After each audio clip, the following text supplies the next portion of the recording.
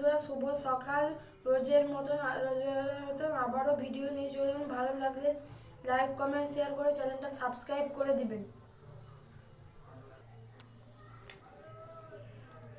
জিরে গুঁড়ো, লঙ্কার গুঁড়ো, ধনে গুঁড়ো, নুন দিয়ে দিলাম, দিয়ে মেখে নেব।